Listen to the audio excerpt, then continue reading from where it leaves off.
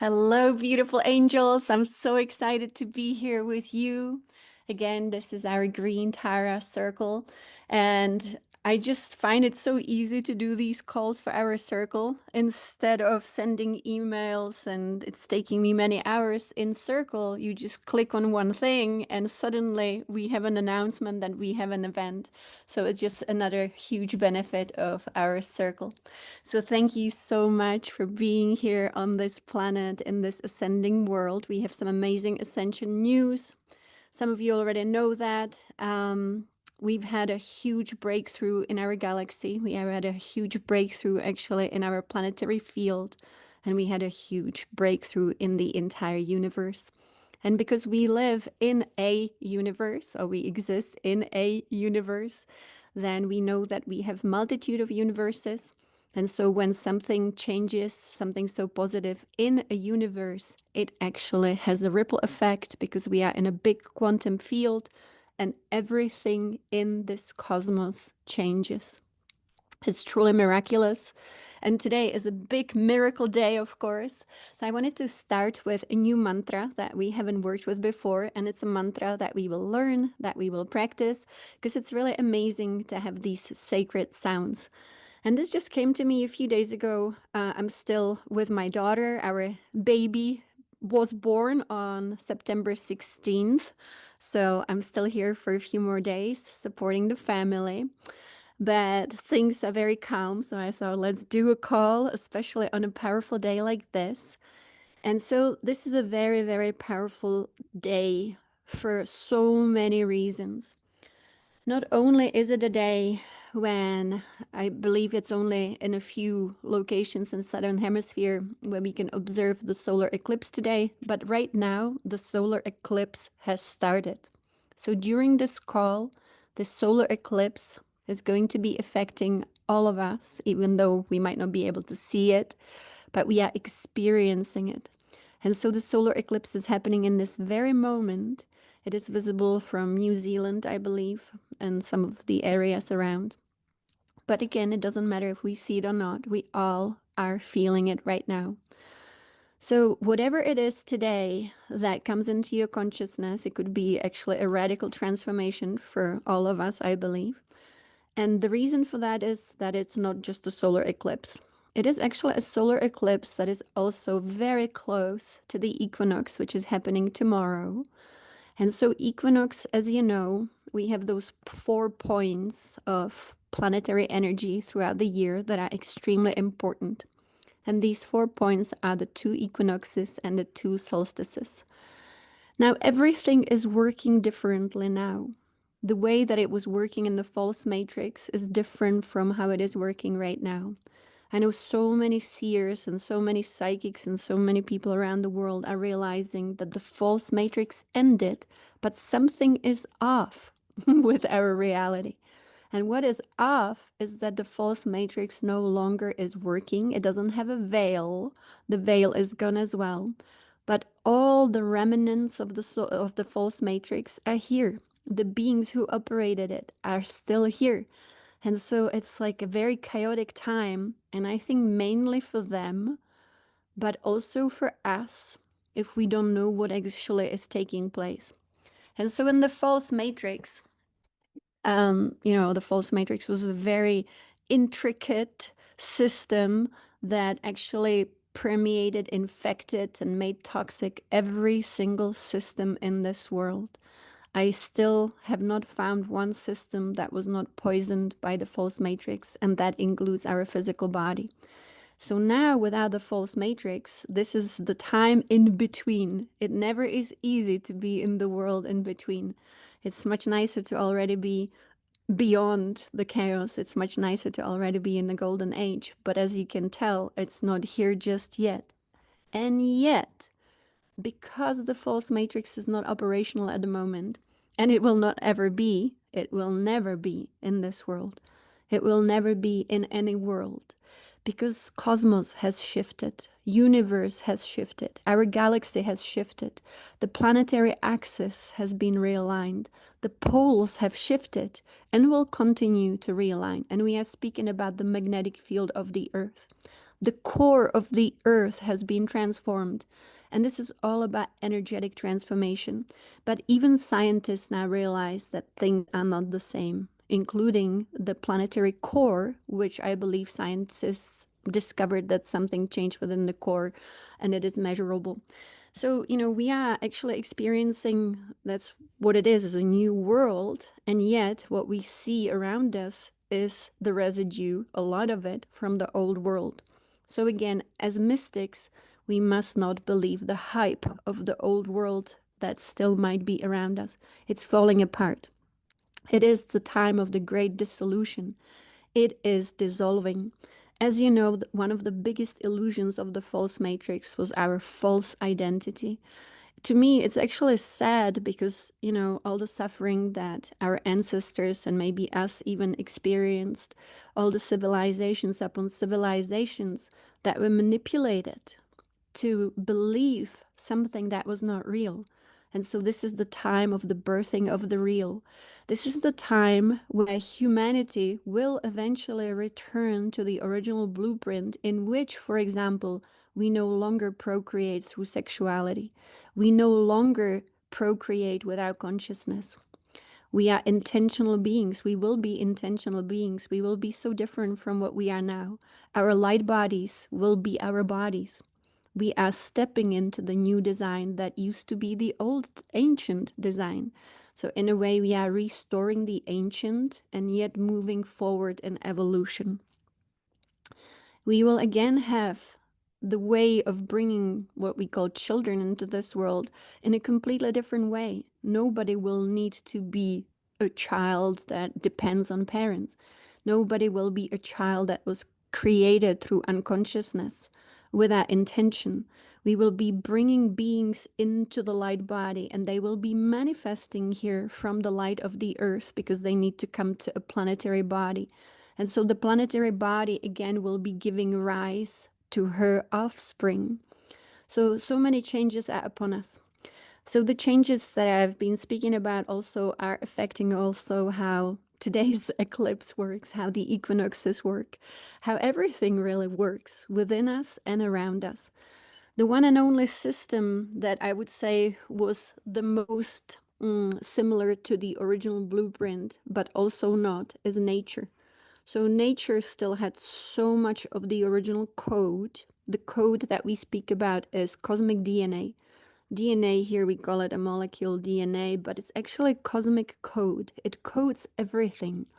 Everything is coded. When I, for example, open my third eye and I look at the stars, I see that each star is emanating different light code. And these are numerical codes. So everything is really numerical. It is coded. And even like our numbers, when we look at our numbers, I think that they are 100% cosmic. They originated in cosmos, and whoever was the first one to see the code was simply downloading the code and was able to transcribe it. So everything is coded with the cosmic DNA. Now, we've had originally the code of pure divine reality. So it was a light code, and we could call it God code. We can call it divine code. So everything was coded with divine perfection, but perfection still that is changeable.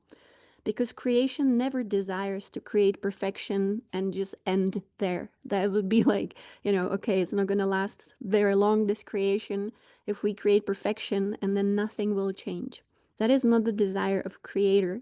The creation needs to be perpetuated, improved, expanded. Expansion, experimentation are the really important qualities that guide creation.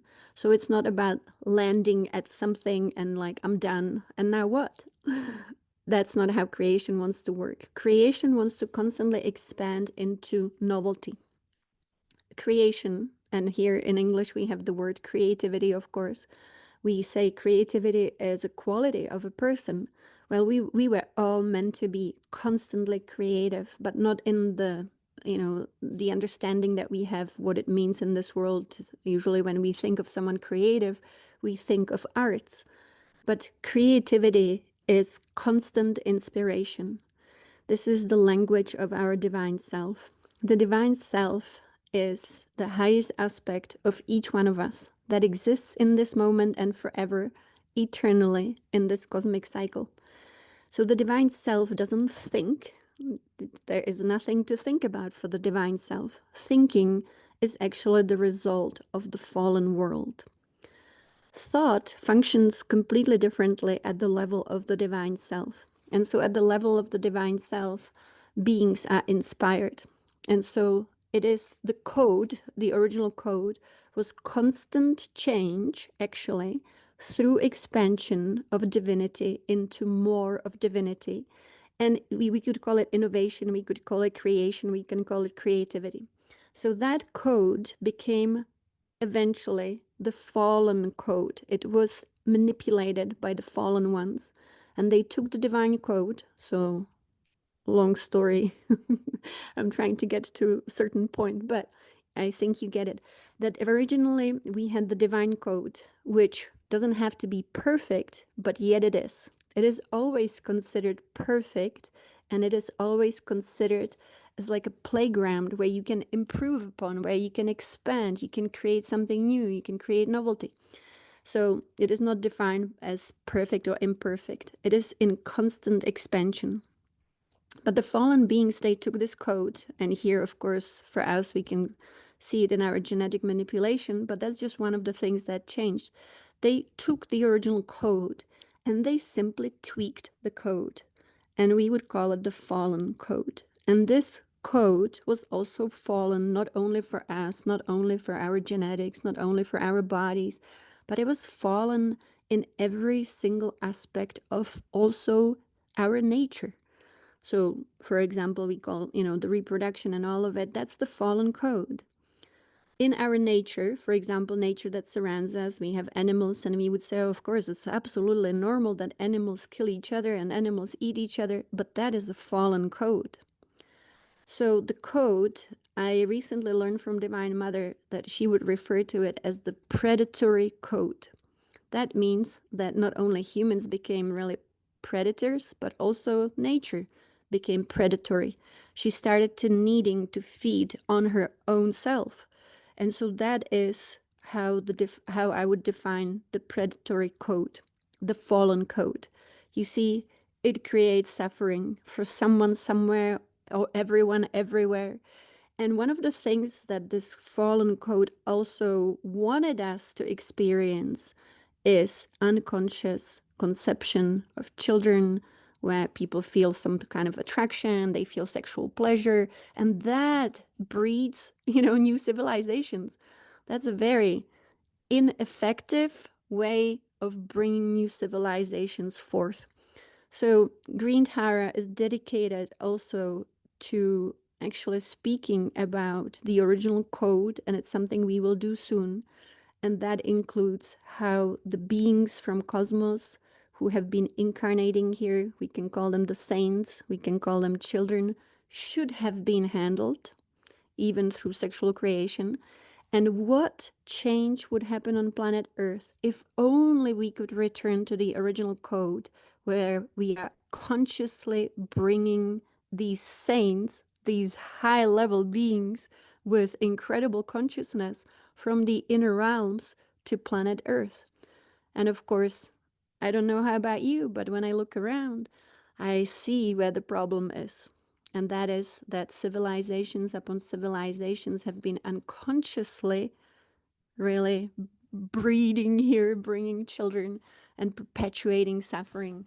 And it's just never ending until this can change. Exactly. I was just looking what Gerger posted.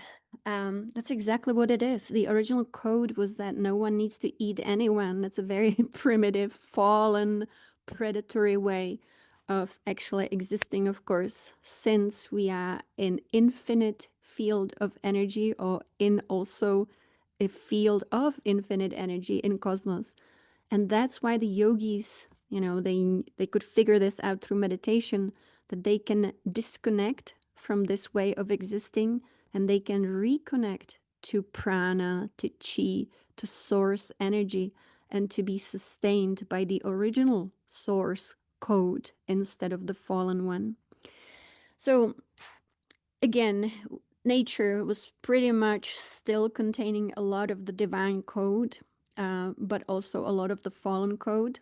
And that was pretty much the only system that I would say was the least affected by the fallen code. But of course, then our physicality was very, very much manipulated by the fallen code, as you can imagine. So that was in all our systems. So since all of this is now a new world that we are awakening into, we are truly waking up from a long, long sleep that was also known as Kali Yuga. But even the yugas, the way that we have known them for many, many thousands and thousands and I don't know, hundreds of thousands, maybe millions of years, even the yugas will now be changing. This is a new dawn. This is not just going from, the dark age into the golden age. This is actually a absolutely unbelievable transformation of everything that this galaxy has ever been, that this universe has been, and how our universe now will function. It will function differently. And so, once again, as we speak about the points like equinox and solstice and solar eclipse, this is a new world. So, it's not going to work the same way that it did in the past. All our ancient civilizations after Mu and also since Mu have been living in a fallen world. The fall happened during Mu. And so you can imagine that everything we have known for millions of years has been the fallen code.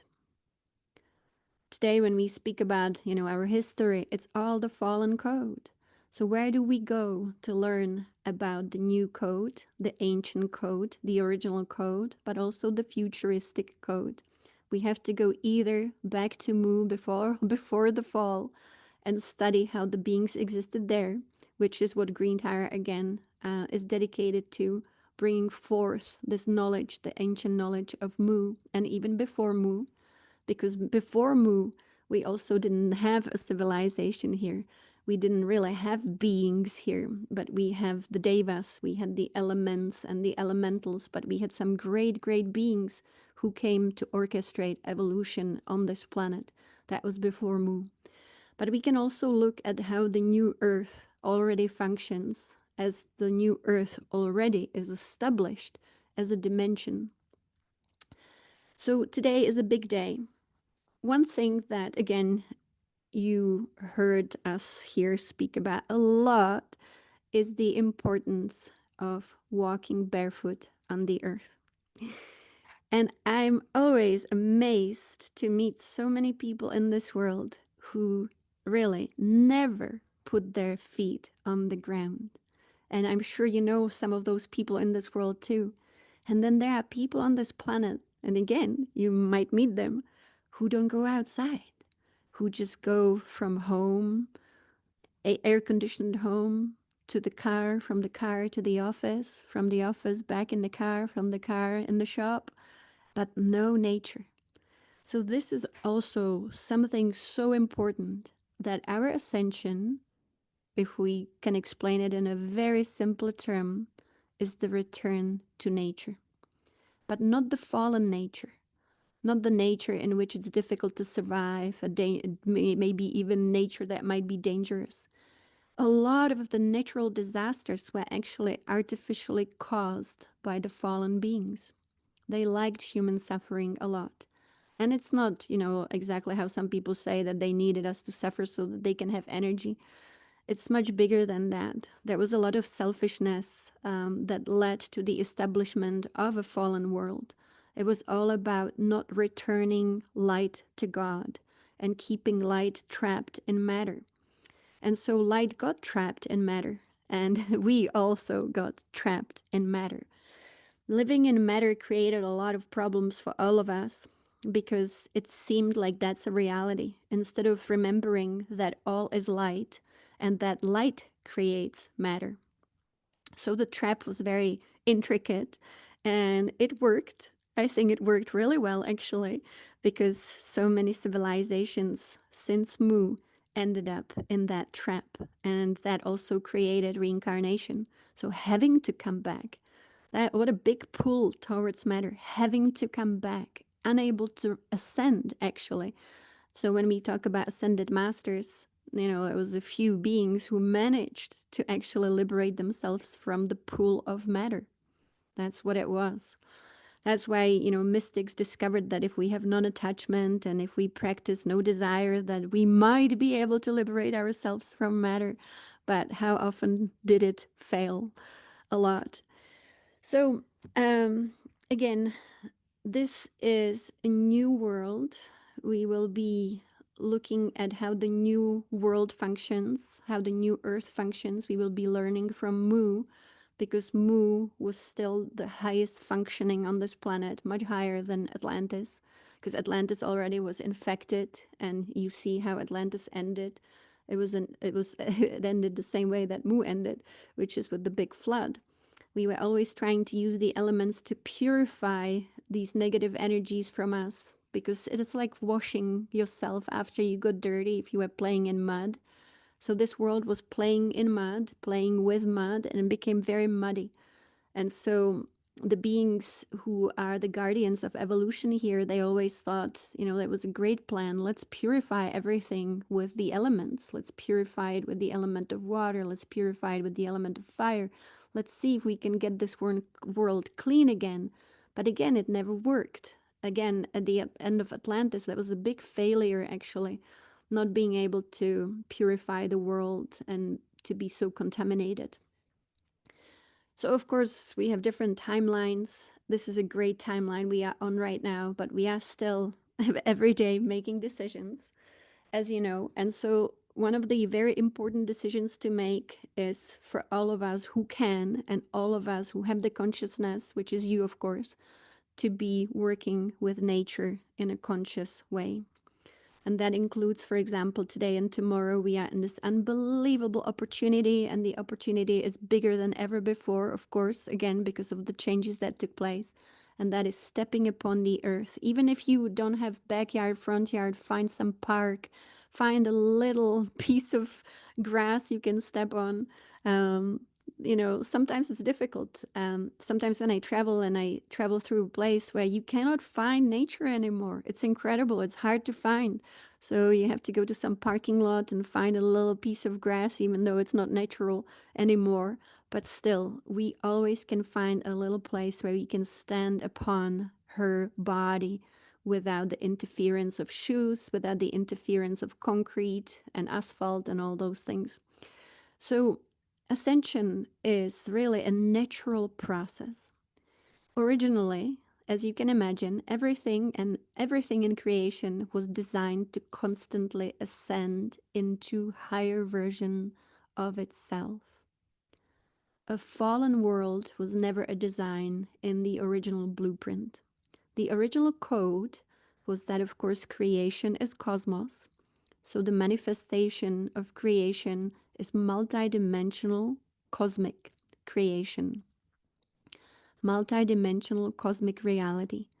Now, that's pretty complex when you think about it, that not only will you have multitude of dimensions, but then you spread the dimensions throughout cosmos, so there will be dimensions that will be invisible to each other, and yet all will be one, united in cosmos. Today, when we think about cosmos, we probably think, or at least I think about, like a picture of the Hubble telescope. You see the universe, you see the galaxies, you see the stars, but that's only manifested cosmos visible through our third dimensional tools. So there is so much more to cosmos. It is multidimensional, it is multi-layered, and it was designed to have the God code, which is always ascension. Not because something fell so deep, so dark that now we need to pull it back up, but as a natural spiral. So we've talked about spiral, and hopefully when you meditate, you include your spiral, which moves through you now like never before in this world since the fall. So the spiral is the design of cosmos. It is a constant expansion into more, which means growing, increasing, rising, expanding. And so the entire cosmos could be actually depicted as a symbol, and that would be a spiral. That's why we have a lot of ancient civilizations with their art form, including spiral. You can see it on many rock carvings too. The spiral is very, very important, and it is how energy moves from source into all that is and ever more. So, in the original code, ascension was just a natural thing that happens in nature. The planet is going through an evolution. The planetary body is always more important than the little beings upon the surface or within even the planet. So, in the original design, the planetary logos is the more important consciousness, or the most important consciousness of a planet, not the little humanity or not the little beings. The beings are so much more temporary, even if they have much longer, what we would call lifespan, but that's not the correct term in cosmos, because there is no such thing as this physical death that we have here, where the body suddenly deteriorates, the person forgets everything, things just stop working. That's actually the fallen design. As you can imagine, even our death process is the fallen design. So the death code came from the fallen beings. Natural ascension is when the planetary logos has had a certain experience and expressed itself through the body that we would call planet, whether it is a physical planet or non-physical planet. Many planets, actually, if not all, including our Maravati, are actually non-physical. It means they don't need the third dimensional density to be a planet. So when we see a planet like ours, we would say, oh yeah, it's third dimensional density. But there's also the non-physical aspect of this planet, and I would call her Maravati, which is her highest expression, divine code.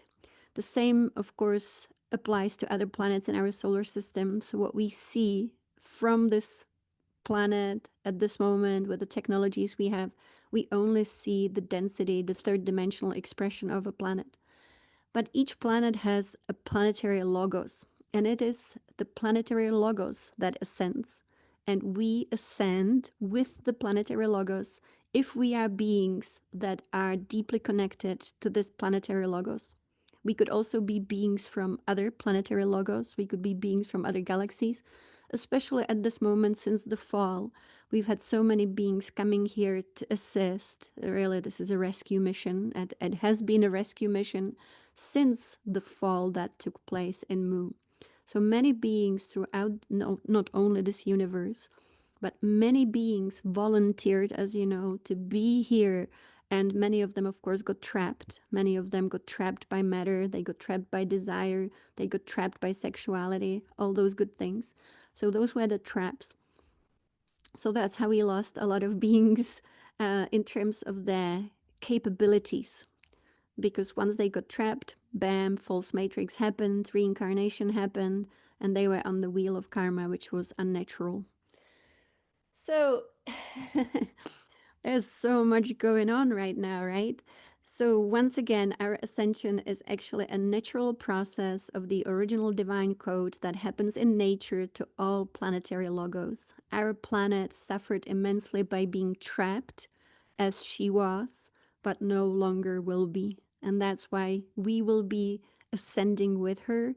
If we are attached to the planetary logos, if we are part of this evolution, then we are really her evolutionary beings, and we will ascend with her wherever she goes next, which we call the new earth. And some beings will be returning back home where they came from different planetary bodies, to be part of their planetary evolution on their planets through their planetary logos. That also means, you know, if you're from a different galaxy, you'll be going back to your home galaxy.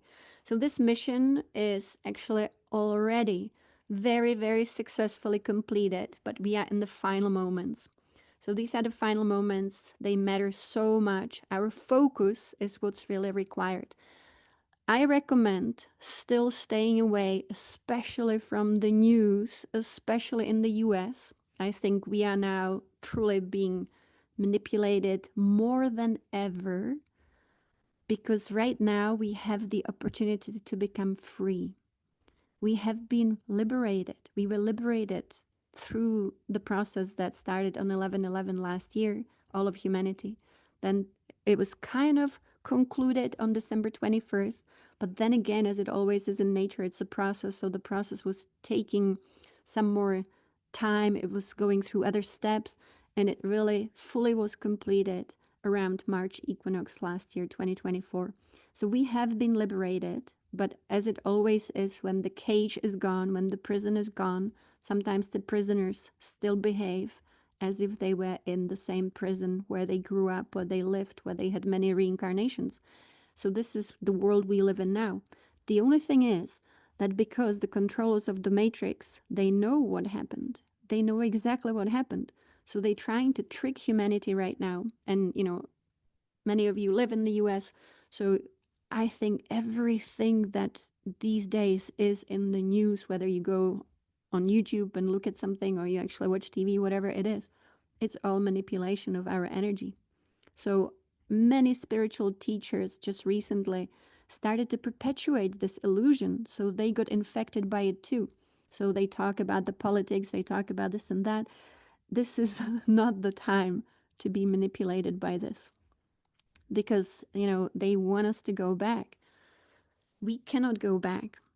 So keep thinking about the new earth only. Focus on some mantras. Let go of the old world. It wants to grab us. It wants to take us.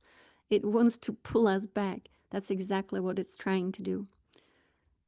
And these beings are not beings that are known in this world by most of human beings. It's usually what we see is not who really is operating the system. There is many, many beings behind the scene, and they are the true operators of the false matrix. So it's good to know these things, because what is it that we should be focusing on now? So I think focusing on this great work, focusing on what we know about Green Tara, how nature is really our portal to divinity, spending time under the stars, spending time especially today and tomorrow. It's always those days around equinoxes and solstices when we should be outside as much as possible with our feet on the ground. Yes. So, there is the story of Kalki, and we have Gurga here on the call, who read all the wonderful literature of Yogananda and also the Hinduist tradition and all the great teachings. Thank you, Gurga, for always adding your knowledge and your knowing. And so this is the time when darkness ends. The darkness was really the darkness that in the past we referred to as Kali Yuga. Again, we will now not repeat Kali Yuga again. I'm so certain, I some things are really big and some things I wonder, like, oh my gosh, is this really happening? Is this really true? But the thing is that something changed in our universe and something changed in our galaxy. And so we only had Kali Yuga because we were always going too far from the grand central sun. So when the planet goes too far from the grand central sun, it is the same like us. It becomes dark. It's night. And our consciousness is actually a result of light. Our consciousness is not just imaginary light, but when we speak about the light of consciousness, it is actually solar light. It is source light. So for us, the grand central sun is our source light. And when we are close to the light of the grand central sun, we receive it as particles that go into our own mind, even though the mind that we knew in the past, it's not the mind I'm speaking about, our higher mind, our crown, really. And so then these particles of light would flow through our higher dimensional nervous system. Our nervous system, as we know it, is also the fallen nervous system. So you can think of everything we've ever known was fallen. So now we're going to speak about the new human. The new human is the ancient blueprint. And we have a name for it in Cosmos. You've heard me say this. It is called Hercules. So Hercules and the story of Hercules, of course, it's a myth, but it actually has all the esoteric knowledge in it. It was trying to tell us about the 12 labors of Hercules. The 12 labors of Hercules are the 12 aspects of divinity within us. So we are now going into the form of a divine human being, Hercules. So the divine human being was created to be a fractal of the divine. And that is the 12 aspects of divinity. And that divine being was supposed to be in a form, so the form that we knew as our light body. And the light body had a light body nervous system. And so our source particles would be flowing through our crown. We would inhale it without breath. Breath is a rhythm. It is not the breath that we knew here, again, fallen. All fallen systems. So our breath in cosmos is a rhythm. It's a pulsation. And so through this pulsation, we would receive the light of the grand central sun, which was our consciousness, and it would be moving through us, and it would move through our heart center, which again was not the chakra, it was not the pump that we have now. We actually have a permanent heart center. For example, recently we worked with Don Humberto, and they still perceive it as the sun within us. And that is correct, because that is the original design before Atlantis. It was through the fall that we developed the 7 chakra system, but our original design was very different. And so when we work, for example, with Don Humberto and the Caro Nation, they speak about the original design of the human being. And so when we were in the golden age, we were always meant to be in the golden age, which means it's the age in which beings receive the golden light particles from the grand central sun into their nervous system, which is a light body nervous system. And then they express creation through the out breath, the rhythm, the pulsation, which is your unique contribution to creation. Now, we embodied here in a galaxy that was actually, it had a glitch, it had imperfection. Now, some people tell me, oh, God would never allow imperfection, but it is not true. It's all about experimentation. It's just chemistry and physics, and different laws work differently in different dimensions. And so we can have absolutely what we would call imperfection. I would call it a glitch. Something doesn't flow properly. It's like sometimes you plant many seeds and only some turn out to be beautiful, tall trees. And some might not grow properly, some might need a lot of help, some definitely struggle. So it is the same in all of nature. Nature simply is like that. She doesn't create only what we would call as humans perfection. She creates all different versions of herself, and some work better and some don't. And so our galaxy came into being, and some things didn't work so well in our galaxy. And that's just how it was. So we didn't have a great flow of light in the galaxy. And it happened that our galaxy was also creating what we would call the Dark Age, the Kali Yuga. It was a natural occurrence within our galaxy in which, for example, our planet got too far from the grand central sun and was then in the dark. And so in the dark, the beings suddenly don't receive the light, the same amount, of course, or even enough to sustain their consciousness. And so they go into unconsciousness. They fall asleep. The same way that our bodies fall asleep at night, most people, when they are still attuned to natural cycles, they fall asleep at night. Same with us. You take us as an entire planet too far from the grand central sun, and what happens? We all fall asleep, and suddenly we are still alive and we are still doing things, but unfortunately without the consciousness, without the light of consciousness. And thank you, Gerge, for posting about Kalki. And so it is, of course, we have prophecies, and some of them are very, very ancient prophecies. And one of the very ancient prophecies is that at the end, as Gerge posted here, of the Dark Age, a being is able to embody on Earth again, true avatar, an embodiment of Vishnu, and brings the light of consciousness, because these beings have incredible vibration. And I believe, and many mystics believe, that this is the year when this will happen. And we have many reasons why we believe this is the year. And so beautiful. So we will be working with the Kalki mantra. This is a really, really beautiful mantra. I'm going to play it one more time so that we can chant together. But this is the explanation of some of the words that we have here. I don't often translate mantras because to me, the mantras have a sound of cosmos, and it is not the meaning that makes them important.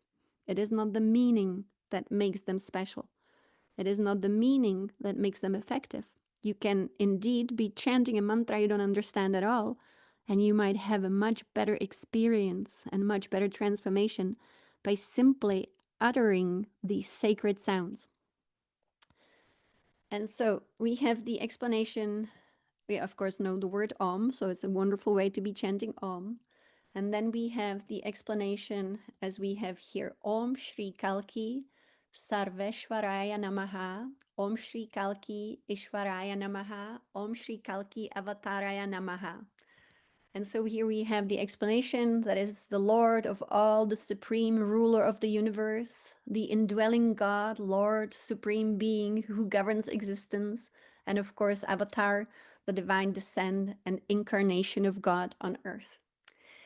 So this is very powerful. So again, when you're driving, you can always listen to your mantras and chanting. It's a great way to, spend our time. I recommend chanting every day. Many of you chant the sky mantra every day, and I highly recommend it for that one really important reason. For example, the sky mantra that we often chant is how you want to start your day, creating these vibrations around yourself.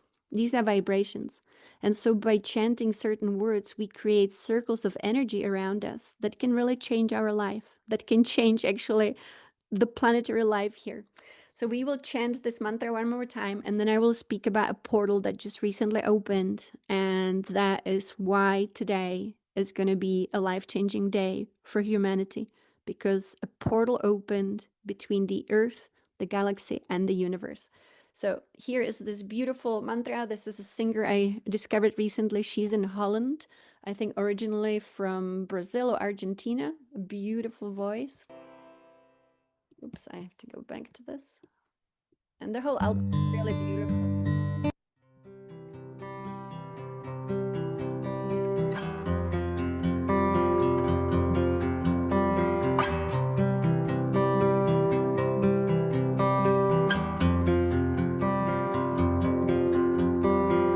Om Shri Kalki Sarveshwaraya Namaha. Om Shri Kalki Ishwaraya Namaha. Om Shri Kalki Avataraya Namaha.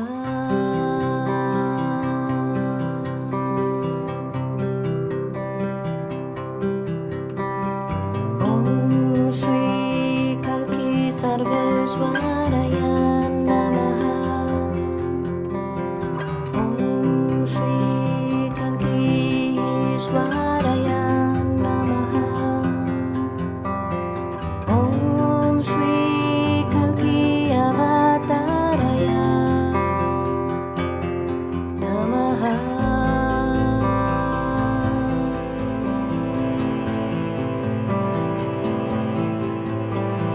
Om Shri Kalki Sarveshwaraya Namaha.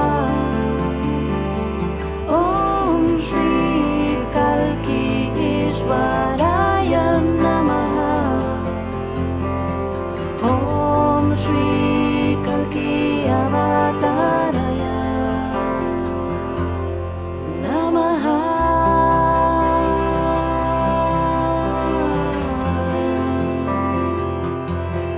Namaha.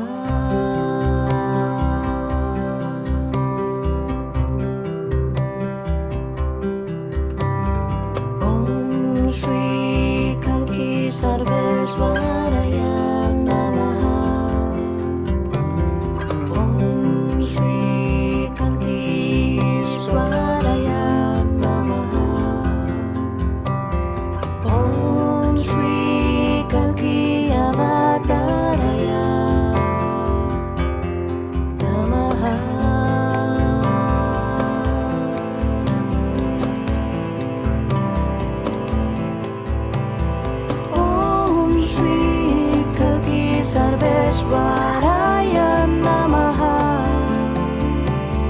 Om Shri Kalki Ishwaraya Namaha. Om Shri Kalki Avataraya Namaha.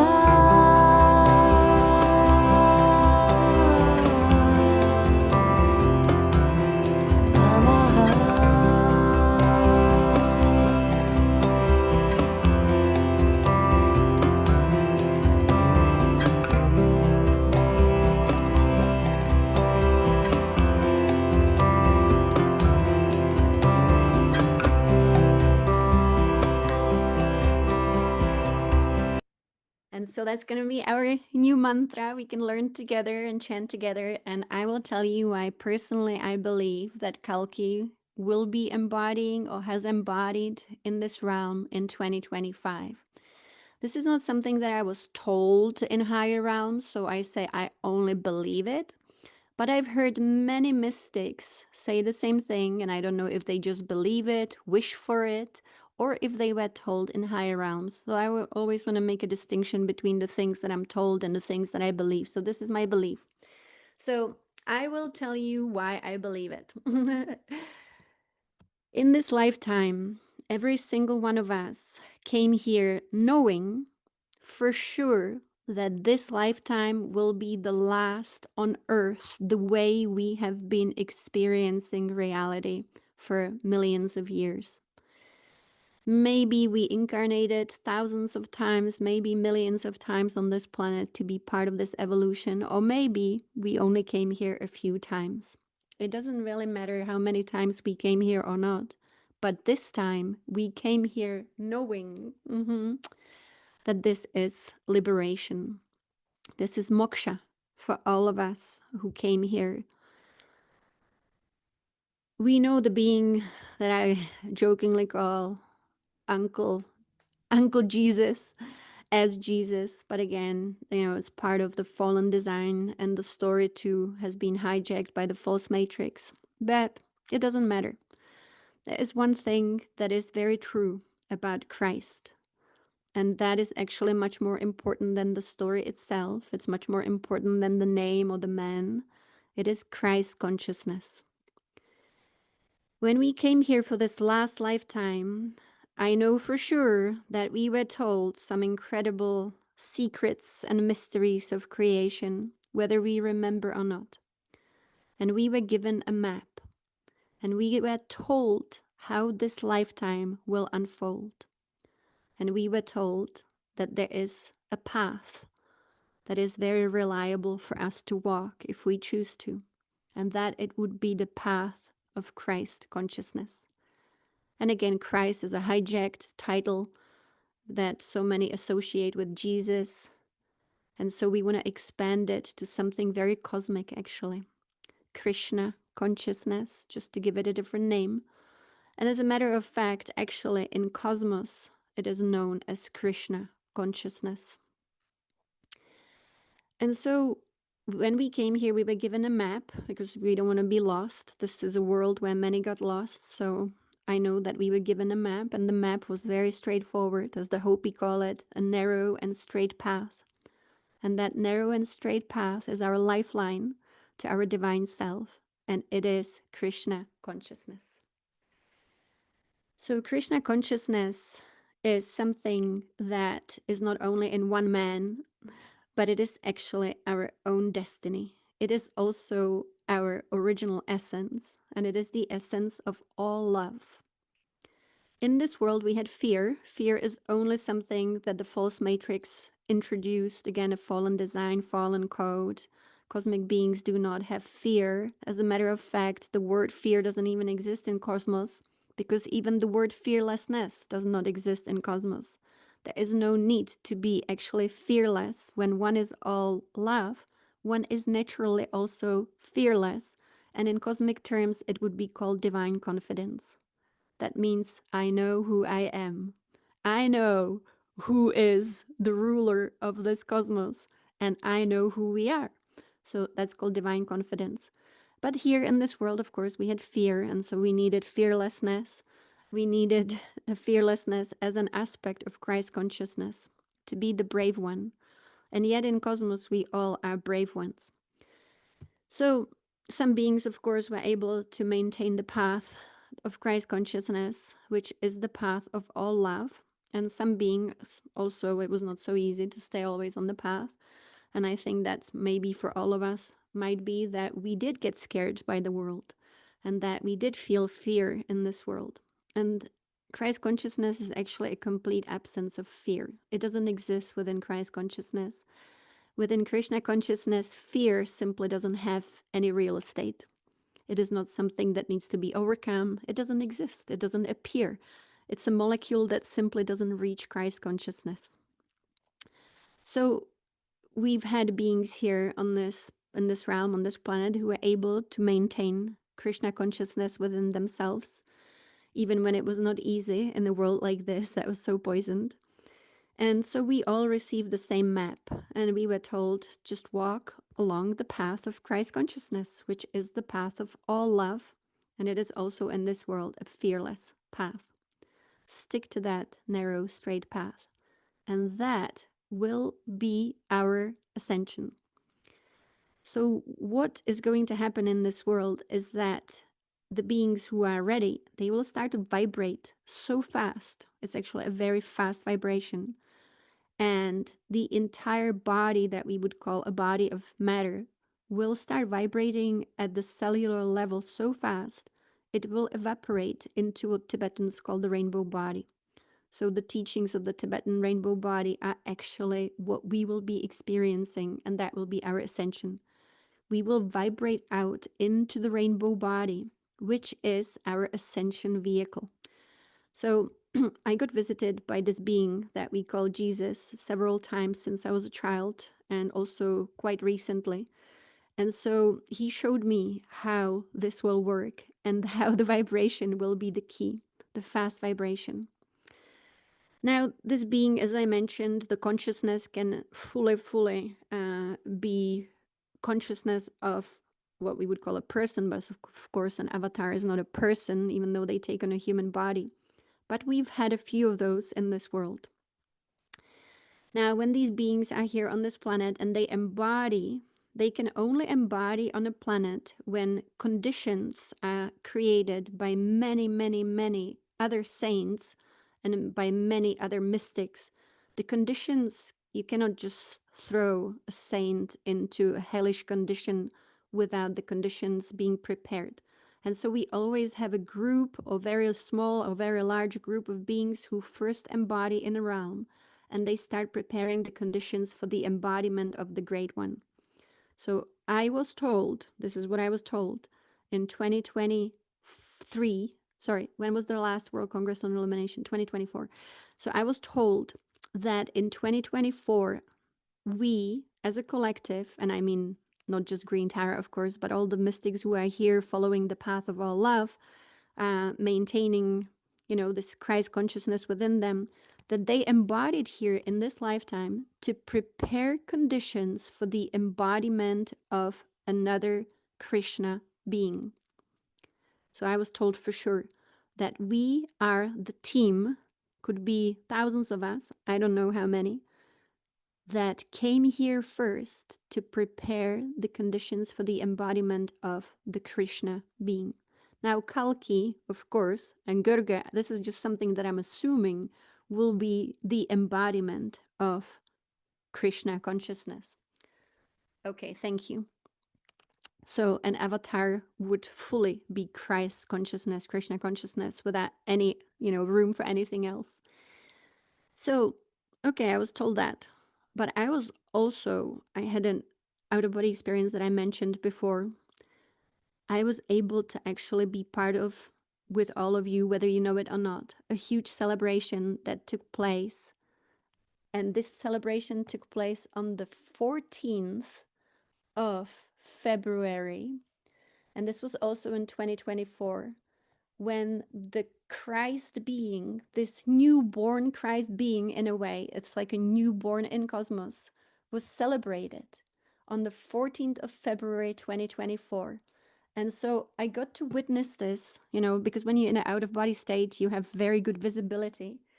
And so this to me shows that this year, 2025, when the false matrix has fallen, we don't have the veil, the changes are taking place, that this being will be part of what's going to unfold here on planet Earth. And as you know, we're going to have a huge breakthrough on 11/11. That again will be a process that gets started that day, and then it will go into December 21st, and it will again be fully completed on equinox or around equinox 2026. Oh my gosh, so many numbers. But Kalki is said to come to the earth to destroy the dark rulers of the Kali Yuga. And again, I would say, the fallen matrix, especially the beast of Babylon. The Babylonian energy is here right now. Everything that you see here, especially in politics right now, we are just simply seeing the old design of Babylon, the fallen Babylon. This is what's happening here. The monetary system, it started in Babylon. All of it, it has to go. So Kalki will be the destroyer of all these systems and all the rulers, the controllers. He will purify the earth of corruption, greed, and ignorance, because the vibration of pure Christ consciousness is that fast vibration that Jesus spoke about. That is why our rainbow bodies will be activating. It will be a result of the presence of the Great One on this planet, of course. I often think that Yogananda might be here right now, somewhere in the Himalayas, meditating in the cave, sending these vibrations. Because, it's suspicious. So many people feel drawn to Yogananda, despite the fact that, his body departed, or he departed his body actually in 1952. So I imagine that not only you and me are here, but also many, many, many great ones are here right now, I think we don't even know that they're here somewhere, in the Himalayas and the mountains. And they are sending these vibrations to make this arrival of Kalki possible this year. Yeah, yeah. He said he can help much more from the other side. Totally. And so I wanted to actually say a few things. Just if you give me like 10 more minutes at the most, I want to say something about the portal that just opened. So, we work with a high priest from the Grand Central Sun.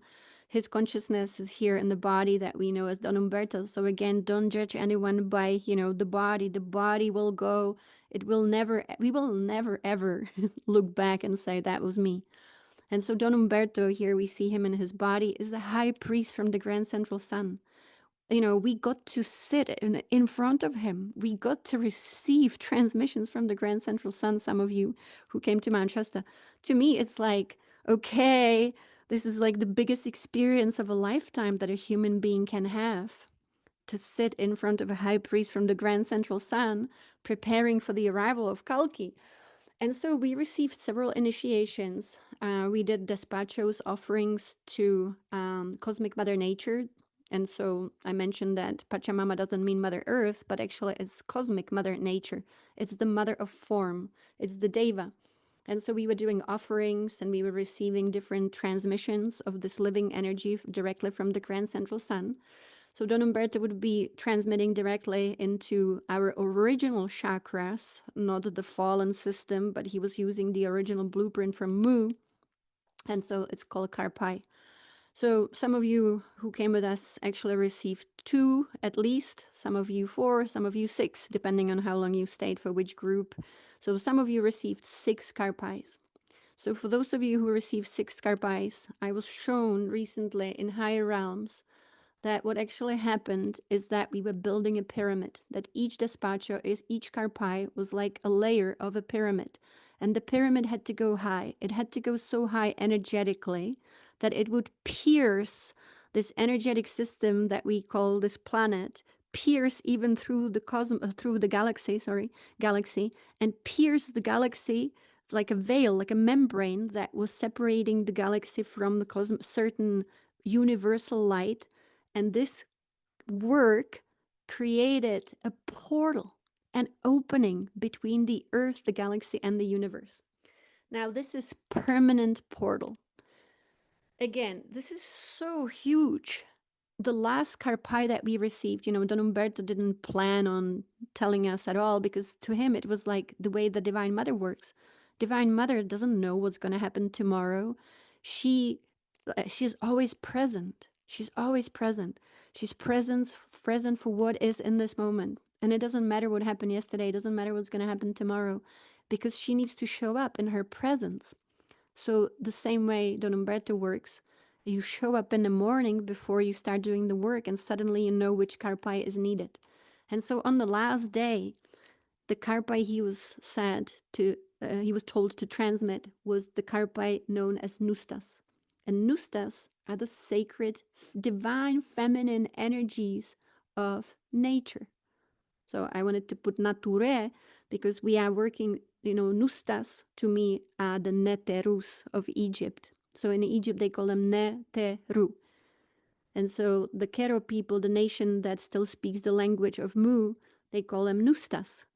And so he was transmitting the divine feminine sacred neteru or nustas from the grand central sun. And that was the summit for the pyramid. That was the peak. And that's what completed this amazing process. So that means whether you were there or not, it doesn't matter. This was a planetary occurrence for all of us. Whether you received the karpai or not, it doesn't matter at all. You were there serving because we needed the living energy of the human beings. That was service. I know some people made a mistake when they didn't see the service in it. There is no self in this. It is pure service for ascension so that this earth can fully ascend. I don't know. That's just like let's just say it how it is. It has to be pure service. If there is self in it who wants something for the self, it cannot work. So in this selfless service, Nustas was the last karpai that then opened this portal. And this portal, I was in higher realms. It was Sunday, September 14th, but I also saw some seers like Erini in Greece. She already reported some breakthrough on September 12th. So she was seeing it 2 days before I was seeing it. So any which way, this is a permanent new portal that originated from the work of Don Umberto, from the earth. It created the necessary energy. Everything's about energy, right? If you have a rocket, the rocket without energy will not fly. We need the rocket to move. And so that's what the energy was all about. That's why we needed to build up the energy.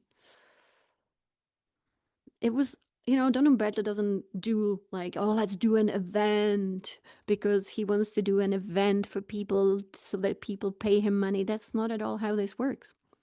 This is about how can I serve? How can we get enough people? He always needs enough people, he said. It's about, having enough people to create living energy, the fuel for the rocket that needs to move through time and space. So this is what it's all about. So finally, at least from my own experience, this happened on Sunday, September 14th, so just a week ago. And this portal is exactly the way that you see it here. I used, AI, of course, to make it, but I'm so grateful that we can use AI to make these graphics because, in the past, when we didn't have AI, it was impossible to find graphics for certain things because they simply didn't exist. So this is exactly how it is. Is there donate money to Don Umberto and his people? Yes, there is definitely a way. And if you, of course, you are in Circle, so just someone in Circle will answer. There is a website where you can donate money to the nonprofit that we work with that donates money to Don Umberto directly. So, and support that projects. So this portal now leads from the Earth into our galaxy, but it doesn't stop there. The portal actually was life-changing for all life in our galaxy. So this is how big it is. This is how big it is. I mean, this is, this is how huge it is. I'm still trying to come in terms with it. What does it mean for us? So this is now leading from the Earth into the galaxy. It changed all life and all galaxy for all beings at the galactic level. And this is going to be, it's so big, I'm speechless. And because now the energy, the other side of the portal, this is a wormhole portal. Many of you maybe experience wormhole portals when you meditate because they open when you meditate, and you are always invited to go through. So when you go through wormhole portal, you go into another dimension. You can go into another universe. We always move from one dimension or one world into another world through wormhole portals. So this one goes all the way into the universe. Yeah, you will see it. When you meditate deeply, of course, many, many, many things happen. So, with that, I wanted to say, so what's next? Take advantage of these incredible energies. Step outside, build, an altar outside. Do a lot of chanting. I do recommend doing the Sky Mantra and the Kalki Mantra because I do believe Kalki has to embody or has embodied already because of what will happen on 11/11. Because of what will happen on December 21st. I do believe Kalki has to be here for that. Because on 11/11, as you know, the earth will be returned to the hands and the hearts of love.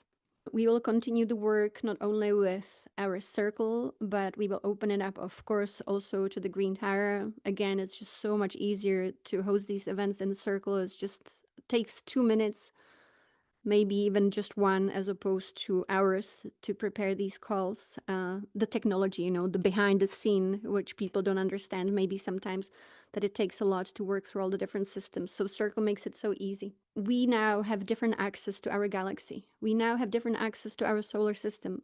So it may be that you will start having experiences with what we call beings from other planetary systems.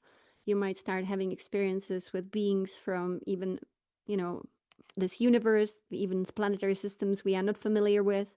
So it's definitely a new chapter for humanity for what we call contact.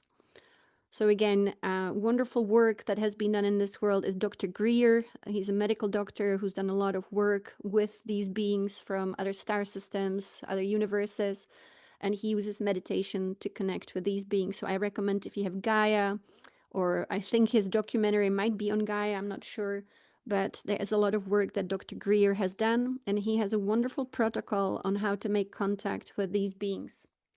Stephen Greer. Yes, thank you. Exactly. So I recommend that, especially moving forward, because we will be needing to make contact with these beings consciously through meditation. I saw him yesterday doing a talk on Gaia where he was saying he even does puja. So he does puja for the beings from other star systems before he contacts them. So we will be doing that. We will be working a lot with the beings from Venus, and that will be something that will be definitely part of our ascension process.